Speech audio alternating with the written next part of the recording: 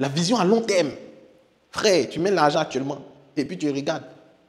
Tu mets l'argent actuellement et puis tu regardes devant. Tu ne sais pas si ça va marcher, ça va pas marcher. Oui, il y a le facteur risque. Il y a le facteur échec. Il y a le facteur insécurité. C'est ça qui fait l'entrepreneuriat, en fait. Il y a des gens qui veulent venir entreprendre et puis être sûr que ça va marcher. Être sûr que toutes les planètes sont alignées, le soleil, la lune, la date de naissance, tout est aligné pour se lancer. Si tu attends ça, là, ça ne va jamais arriver. Laisse-moi te dire ça. Tout ne peut pas être clair, net, arriver comme tu veux. Pour ce projet que nous sommes en train de travailler, on avait prévu une salle. On est arrivé dans la salle, on voit que les équipements ne fonctionnent pas, on a délocalisé, on a pris du temps pour ajuster, et puis on est en train de faire ce qu'on est en train de faire. Donc les choses ne vont pas toujours se passer comme tu veux, mais regarde la vision à long terme pour travailler et avancer.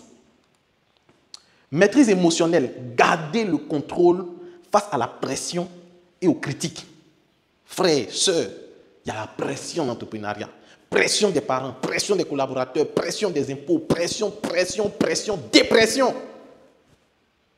Donc, il faut se préparer à ça. Il ne faut pas être étonné. Il ne faut pas être étonné quand tu vas recevoir les coups dans le dos, quand tu vas recevoir les trahisons, quand tu vas recevoir les moqueries. C'est le process.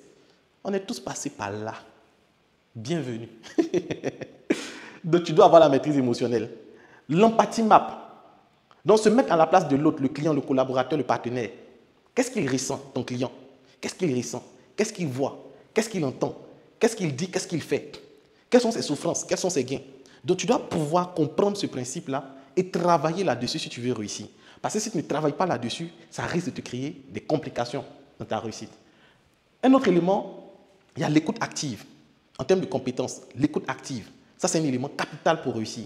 Il faut comprendre avant de répondre. Donc, cela passe par le fait de prêter l'oreille, ne pas juger, la réflexion, l'analyse, poser des questions pour clarifier, résumer, reformuler, partager. Donc ça, c'est important pour pouvoir réussir. La capacité à motiver, à donner envie, à embarquer les autres dans sa vision. Aujourd'hui, moi, j'ai mis en place la communauté 1000 vendeurs qui rassemble plus de 2250 personnes. Aujourd'hui, nous sommes en train de développer le réseau des 1000 jeunes visionnaires. Il y a beaucoup qui me rejoignent parce qu'ils sentent l'envie, la détermination, le travail du coach Luku. Donc, tu dois être un inspirant, tu dois être un leader, tu dois inspirer, motiver les gens à réussir. La gestion des conflits. Les conflits vont arriver. Comment tu gères les conflits? Comment tu règles les conflits? Les incompréhensions de tes collaborateurs, les discords entre toi et ton fournisseur. Comment tu gères ces réalités-là? C'est important de savoir gérer les conflits. Donc, 4 différents moyens de résoudre. Donc, conflit de relation. Mésentente issue de la relation. Qu'attend-on de l'autre? Donc, des attentes de l'autre. On a des mésententes, conflits de procédure, conflits de tâches, conflits de statut. Donc, voici des types de conflits qui peuvent arriver. Et pour chaque type de conflit, il est important de vous adresser directement à la personne. Basez-vous sur les faits. Exprimez votre ressenti, votre besoin et ce que vous attendez de la relation. Écoutez les autres s'exprimer. Définissez un objectif commun et satisfaisant. Voici des solutions que vous pouvez appliquer en termes de gestion de conflits. Le networking. Le networking. Ça, c'est l'une des compétences que vous devez avoir. Vous devez pouvoir réseauter.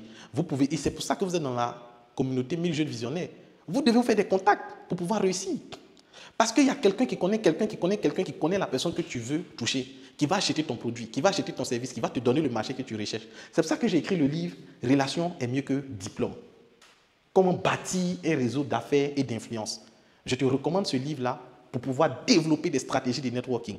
Tout n'est que réseau. Frère, sœur, tu n'as pas de réseau. Tu n'as pas de relationnel, tu n'as pas une valeur à partager dans le réseau, tu vas souffrir.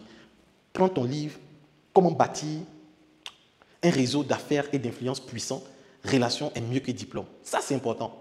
Il te faut ce livre pour apprendre à mieux networker et bâtir ton système de networking. Les hard skills ou les aptitudes. En termes de hard skills, on parle des compétences techniques. Donc, tu dois pouvoir mettre en place un business plan, tu dois pouvoir élaborer un business plan, structurer ton idée.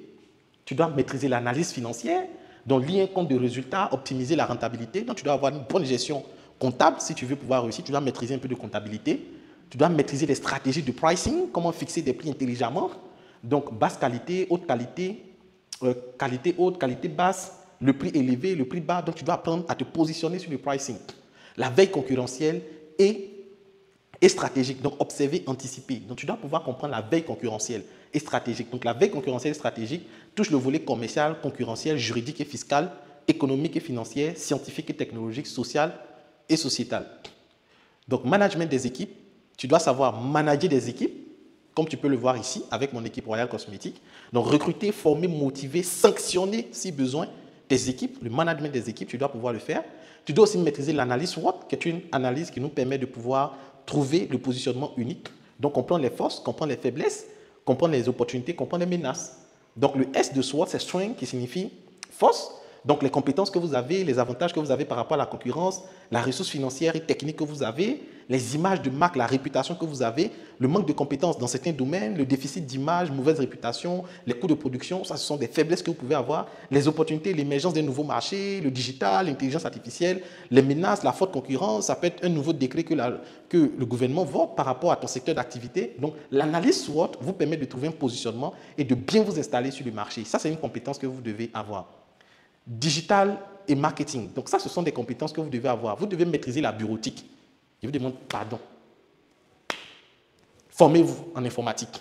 Maîtrisez l'informatique pour réussir. Si vous n'avez pas de compétences en informatique, ça va être compliqué pour vous de réussir. Il faut maîtriser les réseaux sociaux. Créer et gérer des campagnes rentables.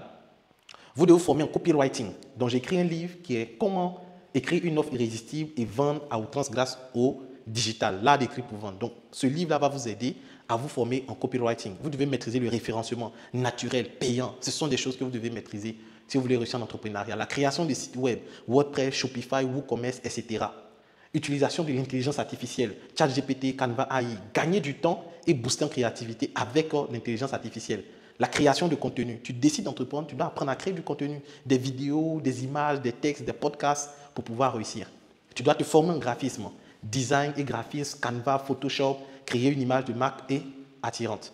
Donc, voici un peu les éléments qu'il fallait comprendre sur les attitudes et les aptitudes à avoir. Tout ce que j'ai cité, il faut les révisualiser étape par étape.